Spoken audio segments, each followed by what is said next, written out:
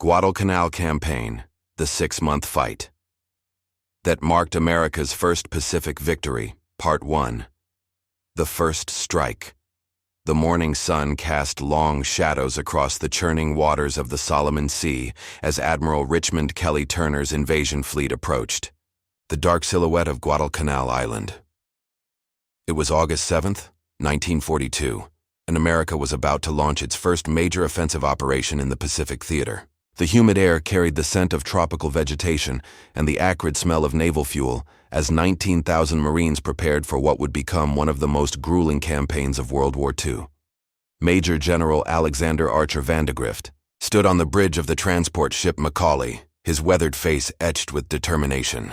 The 55-year-old Marine commander had trained his men for months, knowing that this moment would define not just their fate, but potentially the entire Pacific War. Intelligence reports indicated that the Japanese were constructing an airfield on Guadalcanal, a strategic asset that could threaten Allied supply lines to Australia and New Zealand. The pre-dawn darkness erupted in brilliant flashes as American cruisers and destroyers opened fire on the beaches. The USS Quincy Vincennes and Astoria hurled their 8-inch shells into the jungle-covered coastline, while destroyers added their 5-inch guns to the thunderous barrage. Palm trees exploded into splinters, and clouds of smoke and debris rose from the landing zones. At precisely 9:13 in the morning, the first wave of Marines hit Red Beach near Lunga Point.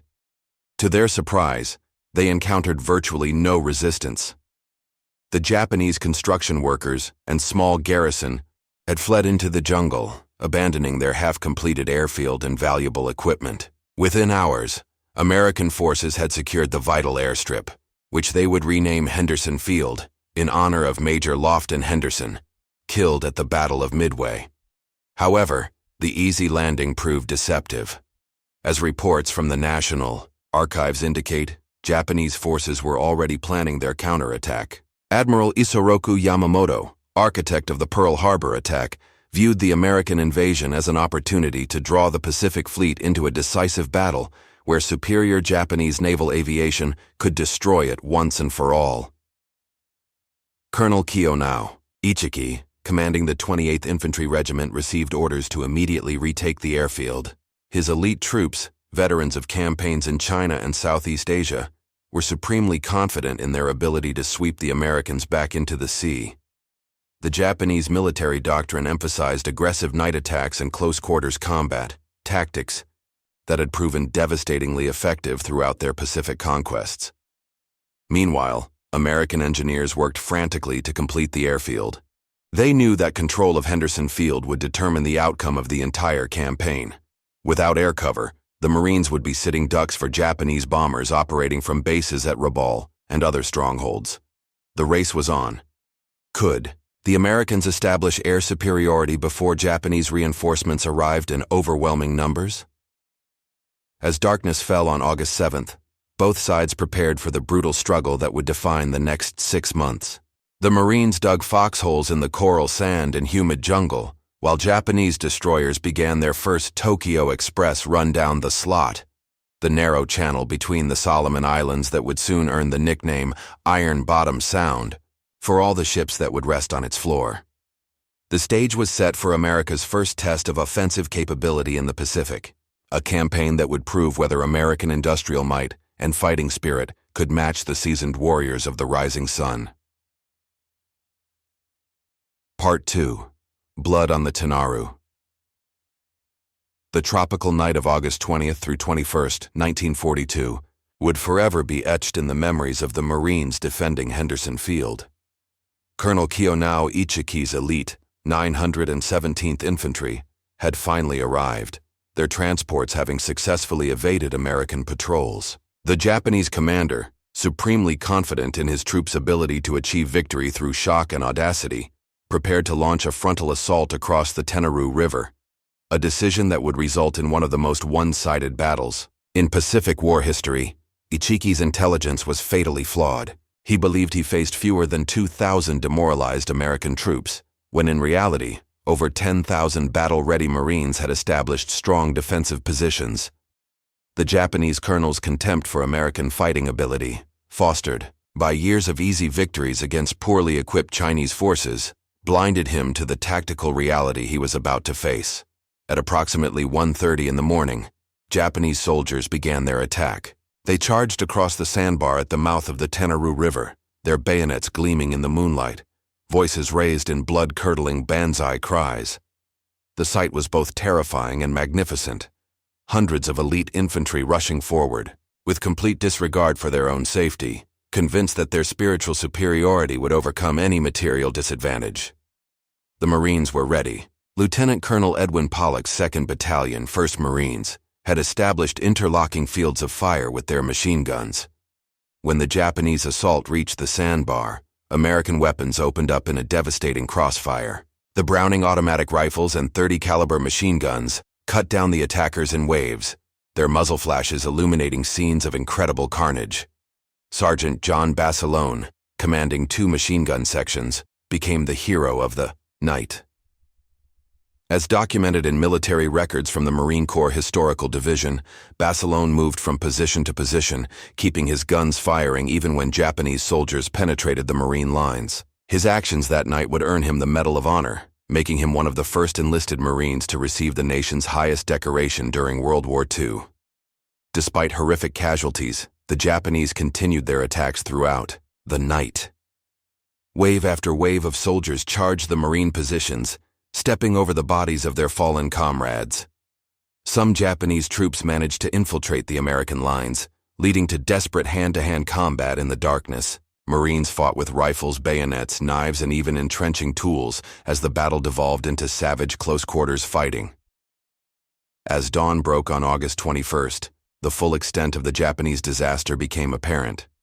Nearly 800 of Ichiki's elite troops lay dead on the beaches and in the river mouth, their bodies testament to both their courage and their commander's tactical blindness. American casualties numbered fewer than 50 killed and wounded, a casualty ratio that shocked both sides. Colonel Ichiki, faced with the complete destruction of his regiment, followed the samurai code and committed seppuku rather than face the shame of defeat. His death marked the end of Japanese illusions about easy victory on Guadalcanal. The Americans had proven they could not only land on enemy territory, but defend it against Japan's most elite troops. The Battle of the Tenarú established several crucial precedents. American firepower superiority, when properly employed from prepared positions, could devastate even the most fanatical enemy attacks. Japanese tactics, so effective in China and Southeast Asia, proved suicidal against well-trained troops equipped with modern weapons and adequate ammunition. However, the victory came with an ominous warning. Japanese reinforcements were already en route, and Admiral Yamamoto was committing increasingly powerful naval forces to the Guadalcanal campaign.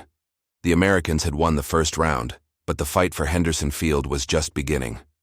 The real test would come when Japan committed not just elite infantry, but the full might of the combined fleet to reclaiming what they now called Starvation Island. Part 3. The Cactus Air Force takes flight September 13, 1942, marked a turning point in the Guadalcanal campaign as the first American fighter planes touched down on Henderson Field's newly completed runway. The arrival of Marine Fighting Squadron 223, flying Grumman F-4F Wildcats, transformed the strategic situation overnight. These pilots, soon to be known as the legendary Cactus Air Force, would prove that American aviation could challenge Japanese air supremacy in the South Pacific. Major John L. Smith led the first squadron of Marine pilots to Henderson Field. Knowing that his small force of 19 Wildcats faced overwhelming odds, Japanese bombers from Rabaul, escorted by the formidable Mitsubishi A6M0 fighters, had been pounding the airfield daily without opposition. The Marines on the ground had grown accustomed to diving into foxholes whenever the cry, "Condition," red echoed across the field, signaling incoming enemy aircraft. The primitive conditions at Henderson Field challenged every aspect of flight operations. The runway consisted of pierced steel planking laid over coral and dirt, creating a bone-jarring surface that tested both aircraft and pilots. Fuel had to be hand-pumped from 55-gallon drums, and ammunition was loaded manually under the tropical sun. Spare parts were virtually non-existent, forcing mechanics to cannibalize damaged aircraft to keep others flying. On September 14th, Major Smith led his Wildcats into their first combat over Guadalcanal. As they climbed into the brilliant blue sky, radar operators detected a large formation of Japanese bombers approaching from the northwest.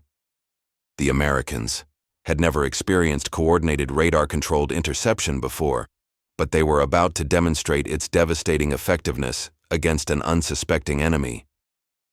The Japanese formation consisted of 27 Mitsubishi G4M Betty bombers, escorted by 15 Zero fighters. The enemy pilots, veterans of countless successful raids, expected another unopposed bombing run against the American positions. Instead, they found themselves facing determined interceptors led by some of the most skilled pilots in the Marine Corps. Major Smith dove his Wildcats into the enemy formation, breaking up their careful bombing approach. The Grumman fighters, though slower and less maneuverable than the Zeros, proved remarkably durable under fire. Their self-sealing fuel, tanks and armor protection allowed them to absorb damage that would have destroyed Japanese aircraft. More importantly, American pilots had developed tactics specifically designed to exploit the Zeros' weaknesses. As documented in aviation records from the National Museum of World War II Aviation, the engagement lasted less than 15 minutes, but resulted in a decisive American victory. The Marines shot down 14 Japanese aircraft while losing only one Wildcat. Major Smith personally claimed 2 bombers and 1 Zero, beginning a scoring streak that would make him one of America's top aces. The psychological impact of this victory extended far beyond the immediate tactical results. For the first time since Pearl Harbor, American forces had decisively defeated elite Japanese units in aerial combat. The Marines on Henderson Field watched in amazement as enemy aircraft fell burning into the jungle and sea, while their own pilots returned to land on the battered airstrip. Captain Marion Carl, flying as Smith's wingman, described the moment when American air power arrived at Guadalcanal. "We knew we had them worried when we saw those Zeros trying to run from us instead of engaging. The Japanese pilots had been told they were fighting demoralized Americans, not trained killers." The success of September 14th was just the beginning. Over the following weeks, the Cactus Air Force would establish air superiority over Guadalcanal during daylight hours, preventing Japanese bombers from operating with impunity. This development forced the enemy to rely increasingly on nighttime naval bombardments and supply runs, setting the stage for the massive naval battles that would determine the campaign's outcome. Henderson Field had become what military strategists call an unsinkable aircraft carrier, projecting American air power across the entire Solomon Islands chain. The Japanese High Command now faced a critical decision: commit massive naval forces to neutralize the airfield, or risk losing their grip on the South Pacific entirely. The night of October 11th through 12th, 1942, would witness one of the most savage naval battles in American history. As darkness fell over the waters northwest of Guadalcanal, 2 powerful fleets approached each other on a collision course that would earn these waters their grim nickname, Iron Bottom Sound. Admiral Norman Scott's Task Force 64 was about to fight the first major surface engagement where American ships would achieve victory over the Imperial Japanese Navy. The strategic situation had reached a critical juncture. Japanese forces under Lieutenant General Harukichi Hyakutake were preparing a massive ground offensive to recapture Henderson Field, but their success depended on naval supremacy to deliver reinforcements and supplies. Admiral Scott's cruiser force represented America's desperate attempt to disrupt these Tokyo Express runs that had been reinforcing enemy positions under cover of darkness. Scott's task force consisted of the heavy cruisers San Francisco and Salt Lake City, the light cruisers Helena and Boise, and 5 destroyers. These ships carried the hopes of every Marine on Henderson Field, for without naval intervention, the airfield would soon be overwhelmed by superior Japanese ground forces. The Americans had learned bitter lessons from previous engagements, particularly the disaster at Savo Island, where they had lost 4 heavy cruisers in a single night. Approaching from the northwest came Rear Admiral Aritomo Goto's force, 3 heavy cruisers Aoba, Kinugasa, and Furutaka, accompanied by 2 destroyers. The Japanese admiral, supremely confident in his ship's night-fighting capabilities, planned to bombard Henderson Field with 8-inch shells before dawn. His crews had trained extensively for night combat, and their superior optics and tactics had made them masters of darkness warfare. At 11:46 that night, radar operators aboard the Helena detected enemy ships at a range of 27,000 yards. For the first time in the Pacific War, American forces had achieved tactical surprise over the Japanese Navy. Admiral Scott ordered his ships into battle line, preparing to cross the T, the classic naval maneuver that would allow his entire force to concentrate fire on the leading enemy vessels.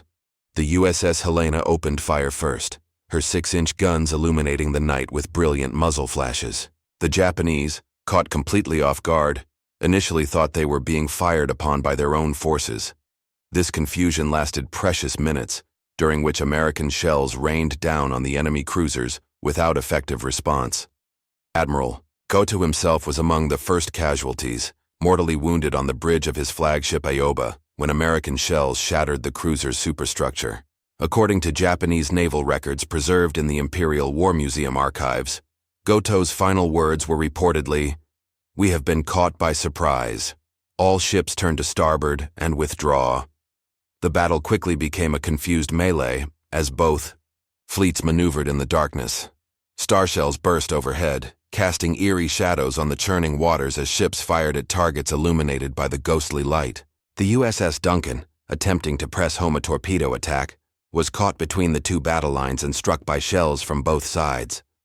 Her crew fought desperately to save their ship, even as fires raged from stem to stern. Captain Casson Young of the San Francisco demonstrated exceptional leadership during the engagement. When his cruiser came under heavy fire from multiple Japanese ships, he maneuvered to protect the damaged Boise while maintaining effective fire on enemy targets. His actions prevented what could have been a devastating loss for the American force. The Japanese cruiser Furutaka bore the brunt of American fire, absorbing dozens of shells that started uncontrollable fires throughout the ship. Her crew fought bravely to save their vessel, but the damage proved too extensive. As dawn approached, the burning cruiser capsized and sank, taking hundreds of sailors with her to the bottom of Iron Bottom Sound. By 1:30 in the morning, both fleets had withdrawn from the engagement area. The Americans had achieved their first major surface victory over the Imperial Japanese Navy, sinking one heavy cruiser and damaging two others while losing only the destroyer Duncan. More importantly, they had prevented the planned bombardment of Henderson Field, allowing the Cactus Air Force to continue its vital missions. The Battle of Cape Esperance proved that American naval forces could match Japanese night fighting capabilities when properly trained and equipped. However, both sides knew this was merely the opening round of a larger struggle for naval supremacy in the Solomon Islands. November 13th through 15th, 1942, would witness the most decisive naval engagement of the Guadalcanal campaign. As the Japanese committed their most powerful battleships to neutralize Henderson Field once and for all, American forces prepared for what would become known as the Naval Battle of Guadalcanal, a 3-day slugfest that would determine the fate of the entire South Pacific theater. Admiral William Frederick Halsey had recently assumed command of South Pacific forces, replacing the exhausted Admiral Robert Gormley. Halsey's aggressive leadership style was exactly what American forces needed as they faced their greatest challenge yet. Intelligence reports indicated that Admiral Hiroaki Abe was approaching with a powerful force centered on the battleships Hiei and Kirishima, supported by heavy cruisers and destroyers. Their mission was clear: destroy Henderson Field and eliminate American air power permanently. Rear Admiral Daniel Callahan commanded the American force that would intercept this threat. His task force consisted of 5 cruisers and 8 destroyers, AI ties a light force to oppose battleships, but all that could be assembled on short notice. The ships were a mixed collection: the heavy cruisers San Francisco and Portland, light cruisers Helena, Juneau, and Atlanta, along with destroyers ranging from modern units to aging four-stackers from World War I. The first phase of the battle began just after 1 o'clock on the morning of November 13th. In the pitch darkness of Iron Bottom Sound, the two fleets stumbled into each other at point-blank range. The engagement that followed resembled a street fight more than a classical naval battle, with ships firing at targets so close that gun crews could see enemy sailors on opposing bridges. Admiral Callahan's flagship San Francisco found herself in a gun duel with the battleship Hiei, at a range of less than 3,000 yards.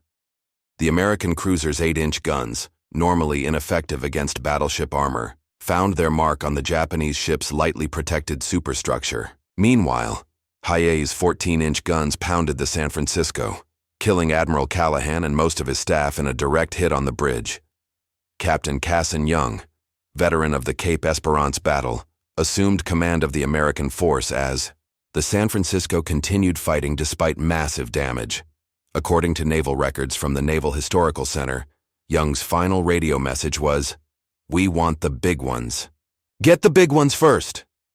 His words became a rallying cry for American sailors throughout the engagement. The light cruiser Atlanta, designed for anti-aircraft warfare, found herself exchanging fire with Japanese destroyers at suicidal range. Her thin armor provided little protection against enemy shells, and she was soon reduced to a burning wreck. The destroyer Laffey made a legendary torpedo run against the battleship Hiei, approaching so close that Japanese sailors threw hand grenades at her bridge before she was blown apart by 14-inch shells. As dawn broke on November 13th, both fleets had suffered grievous losses. The Japanese battleship Hiei, her steering damaged and fires raging throughout her superstructure, was abandoned by her escorts and left to face the wrath of the Cactus Air Force. American dive bombers and torpedo planes attacked the crippled giant throughout the day, finally sending her to the bottom of Iron Bottom Sound, the first Japanese battleship lost in the Pacific War. However, the crisis was far from over. Admiral Nobutake Kondo was approaching with an even more powerful force, including the battleship Kirishima and heavy cruisers Atago and Takao. The Americans could muster only the battleships Washington and South Dakota, supported by 4 destroyers, to meet this new threat. The final phase began on the night of November 14th. Rear Admiral Willis Lee commanded the American battleships, veteran ships that had been modernized with the latest radar and fire control systems. As the forces clashed in the darkness, the South Dakota suffered electrical failures that silenced her guns and made her a sitting duck for Japanese fire. The Washington, however, performed magnificently. Using her advanced radar, the Washington engaged the Kirishima at a range of 8,400 yards. Her 16-inch guns, guided by electronic fire control, achieved devastating accuracy against the Japanese battleship.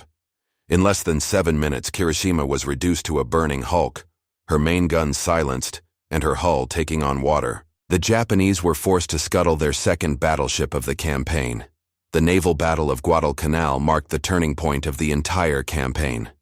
Japan had committed her most powerful ships and lost both battleships along with numerous cruisers and destroyers. American naval forces, though badly mauled, had prevented the destruction of Henderson Field and maintained their tenuous hold on the island. February 9, 1943, marked the end of the most significant campaign in the early Pacific War, as the last Japanese soldiers evacuated from Guadalcanal under cover of darkness. What began as America's first tentative offensive thrust had evolved into a decisive victory that shifted the strategic initiative permanently from Japan to the United States. The 6-month struggle for this seemingly insignificant tropical island had cost both sides enormous casualties while demonstrating America's growing capacity to wage industrial warfare across vast oceanic distances. The final phase of the campaign had been characterized by increasingly desperate Japanese attempts to reinforce their beleaguered garrison. The Tokyo Express runs continued throughout December and January, but American air and naval forces had grown steadily stronger. The Cactus Air Force, now reinforced with Army Air Force units and additional Marine squadrons, dominated the skies during daylight hours. Japanese supply efforts became increasingly costly and less effective. Lieutenant General Harukichi Hyakutake, commanding Japanese ground forces on the island, found his situation becoming untenable. His troops were starving, diseased, and demoralized after months of ineffective attacks against well-prepared American positions. The failure of the November offensive, combined with the naval disasters in Iron Bottom Sound, had convinced even the most optimistic Japanese commanders that Guadalcanal could not be held. Major General Alexander Vandegrift's Marines had been reinforced by Army units including the 164th Infantry Regiment and elements of the 25th Infantry Division. These fresh troops, better supplied and equipped than their exhausted opponents, began aggressive patrolling operations that compressed the Japanese perimeter around their last strongholds. The contrast between American and Japanese capabilities had become stark. Well-fed, well-armed Americans faced starving enemies reduced to eating roots and bark. The decision to evacuate Guadalcanal represented a fundamental shift in Japanese strategy. For the first time since Pearl Harbor, Japan was abandoning territory rather than fighting to the death for every position. As documented in post-war interviews with Japanese military leaders preserved in the Imperial War Museum, Admiral Yamamoto himself acknowledged that the loss of Guadalcanal marked the beginning of Japan's inevitable defeat. Operation K, the Japanese evacuation plan, demonstrated the skill and determination that had made the Imperial Navy so formidable. Using fast destroyers and careful timing, they successfully extracted over 10,000 troops in 3 nighttime runs between February 1st and 7th. American forces, expecting another Tokyo Express reinforcement operation, were initially caught off guard by the scale and success of the evacuation. The human cost of the Guadalcanal campaign was staggering for both sides. American casualties totaled approximately 7,000 killed, wounded, and missing, while Japanese losses exceeded 25,000. More significantly, Japan had lost experienced pilots, sailors, and soldiers that could not be replaced. While America's industrial capacity was just beginning to reach full production, the attrition rate among Japanese naval aviators was particularly devastating, crippling their ability to conduct future carrier operations.